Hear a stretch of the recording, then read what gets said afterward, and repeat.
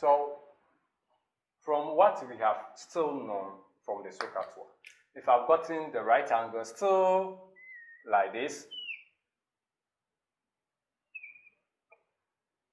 good. If I put an angle, let's say 30 degrees here, and put an angle 60 degrees here, I believe you understand why there's 30 and 60 here, in a sense that if the total internal angle must be 180. So if you say where I've indicated the quadrant is 90, I'm left with what? 90. 90 plus 90 is 180. So if I put 30 degrees here, what is left must be 60. Good. So let me say here, let me put it A, B, C.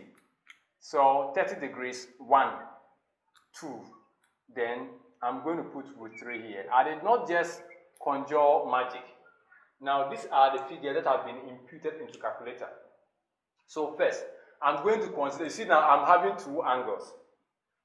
We are going to consider 30 degrees. So if I'm considering 30 degrees, this place becomes opposite to 30 degrees. Now this place becomes adjacent, and here becomes hypotenuse. So the law says that we are going with the SOHCAHTOA.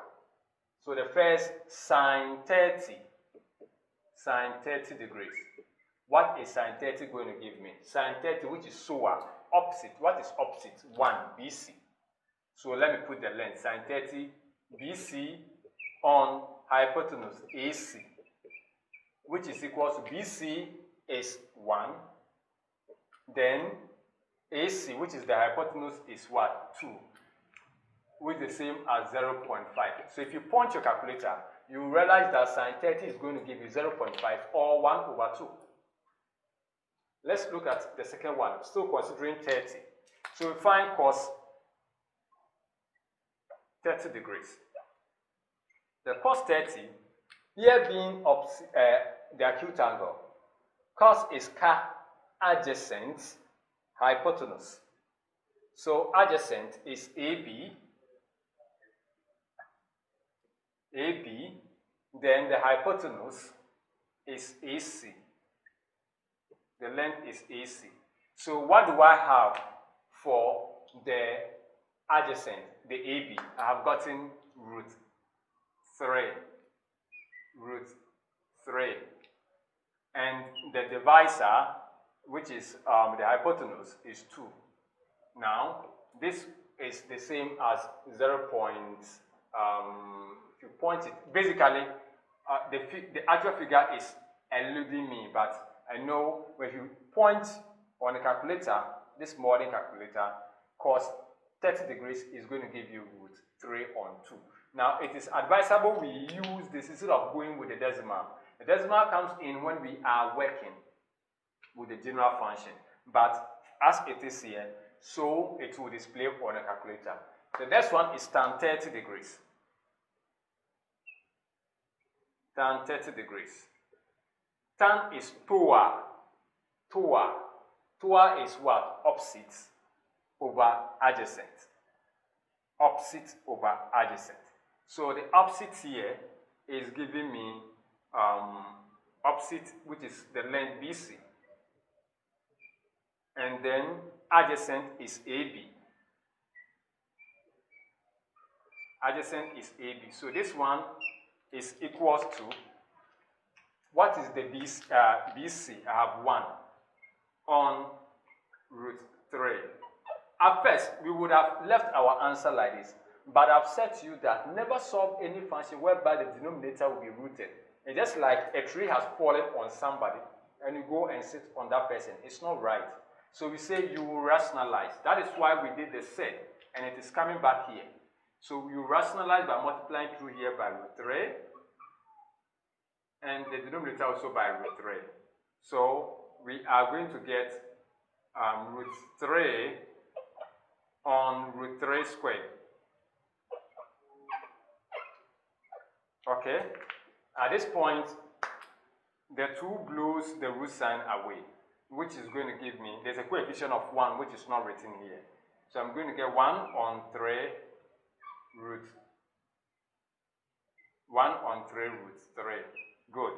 So we have this one as the aspect of 30 degrees. Now we come and stand this way and now start facing 60 degrees. We have worked out of 30. So we are now going to look at 60 degrees. As I'm going through 60 degrees, now the line AB becomes my opposite. Then BC is my adjacent. And AC is still my hypotenuse. So I check and find, let me break it up. Okay, so I find sine 60 degrees. Sine 60 degrees over here is giving me SOA, root of 3, that is adjacent, over hypotenuse is still root 3 on 2. Now what do you see? You realize that cos 30 is equal to sine 60. Let's see the other way around. Cos 60 degrees. Cos 60 degrees. Cos is ka, adjacent, hypotenuse. Adjacent to 60 degrees is 1, and hypotenuse is 2. So I have 1 on 2. And 1 on 2 is the same as sine 30. So sine 30 is also equals to cos 60. You have to have this one in mind. Last but not the least is also tan 60. And it's TOA, opposite, adjacent. What is my opposite? My opposite is root 3. Adjacent is 1. So I've gotten root 3. Yes, that one is also giving me root 3. So this is root 3. Root 3 on 1 is better you write root 3. So tan 60 is equals to root 3. The last angle is the isosceles triangle, whereby one section is 90 degrees and the other section being equal. Isosceles right angle triangle. And I've gotten a triangle like this. Here is 90. And I indicate this and that, indicating that the moment you see a triangle with a cut like this, it means that the angle created here and here are the same. So if here is 90 degrees, it means here is 45 if they are the same. Here must be 45. Why? Because 90 degrees, and we are saying the angle created are, what is left inside must be the same. So if they are the same, and here is 90, it means that the remaining 90 must be divided by 2, and each angle takes it. So because they are the same, means that the size 2, or the length of the size 2 are the same.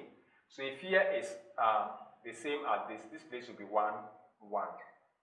And if you work the Pythagoras theorem, A, B, and C, you are going to get here to be root 2. Good. So with this, any section can be opposite, any section can be adjacent. Look at it. If I stand AB as my opposite to 45, BC is also my opposite to another 45.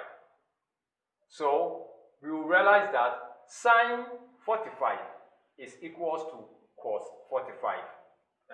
So sine 45 degrees equals to cos 45 equals to cos 45 equals to, what is it? Opposite hypotenuse, adjacent hypotenuse, 1 on root 2. 1 on root 2. So 1 on root 2, what we do is we try to rationalize.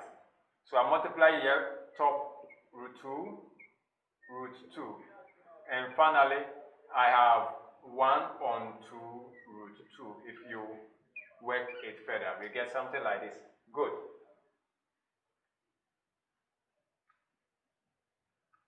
Good. The next on the line is find, so we know that sine 45 is equal to cos 45. Then let's see tan 45. Tan 45 is equal to TOA is opposite adjacent, which is 1 on 1. So tan 45 is equals to 1. So these angles are the values we've gotten here are what has been imputed into calculators, and then we have to try and understand it because we'll be using it at the cost of our work. Now we'll try our hands on some questions since we know this before we go to what is called cast.